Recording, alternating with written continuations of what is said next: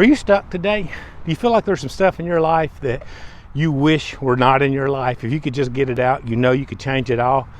I was stuck for a long time, and I've recently gotten some stuff out of my life, and it's changing everything for me, and I want to help you to do the same. I'm Jim, y'all, and I share on here all the time how you can find peace, purpose, and prosperity in your life. If that sounds like something that would help you, please subscribe below, give this video a like, leave me a comment. I'd like to get to know you a little bit better.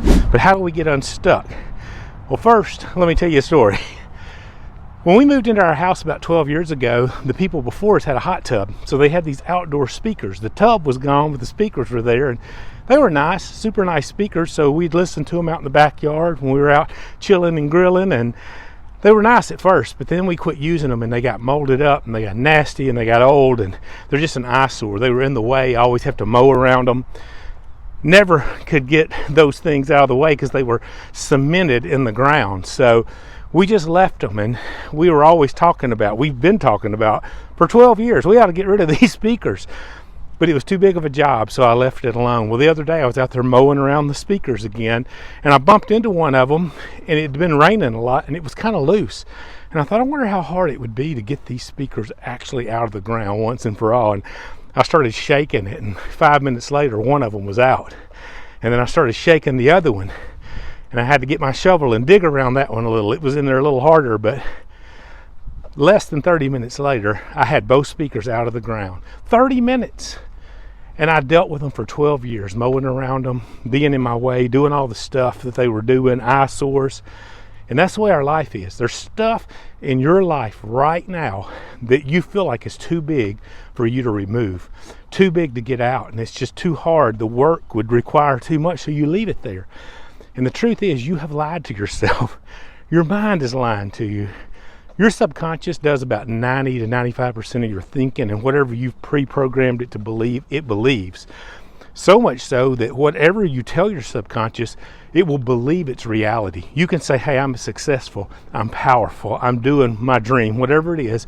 And do you know, with a little time, your subconscious will believe that because it doesn't know the difference in reality, in the physical world, and what you tell it.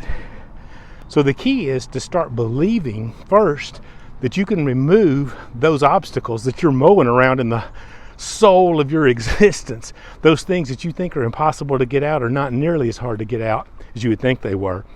I've got some videos here on how to let go. I'll tag one of them below, and if you want to practice to take you through exactly how to do that, I'd love to share it with you. But the real key is just when you feel things coming up in your life that are negative, the things that you know are there that you want out but you don't really want to deal with, we tend to suppress, to repress, to push those things down when we feel them.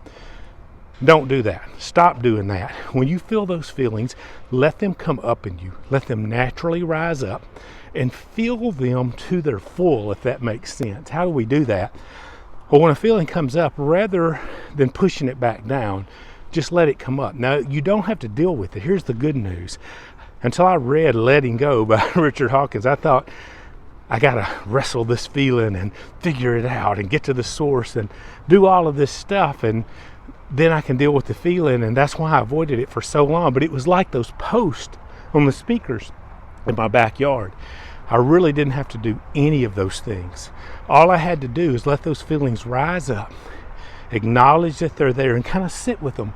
And do you know, just like those posts in my backyard, a few minutes of doing that with some big obstacles I had in my life, some of the things I'd believed about myself for my entire life, I was able just to let those rise up and let them go and stop believing the lies about them.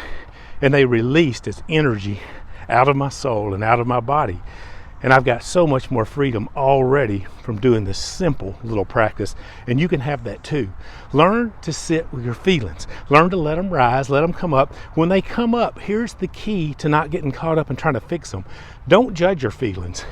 What you feel is just a feeling. It's okay. There's nothing wrong with feeling the way you feel about something. It's the thoughts you attach to it that get us all discombobulated. Don't sit there and think about, why am I feeling this? What can I do to change this? How do I solve this? Don't worry about any of that right now. Just feel the feeling, sit with it, and let it sit there until it passes. And guess what's going to happen? A few minutes later, it's going to ease out of your body like a speaker pole in my backyard out of the ground, and you're going to be free of it for good, and your life's going to get that much simpler. And here's the really great news. Once you do that and you learn that practice, you can do it over and over and over with any negative feelings you have. And little by little, you're going to dig all the poles out of your life, and you're going to have a free, open space to create the life of your dreams. If I can help you to do this, I'd love to. Subscribe below. And today, start digging up some poles. Quit mowing around the same old things over and over in your soul.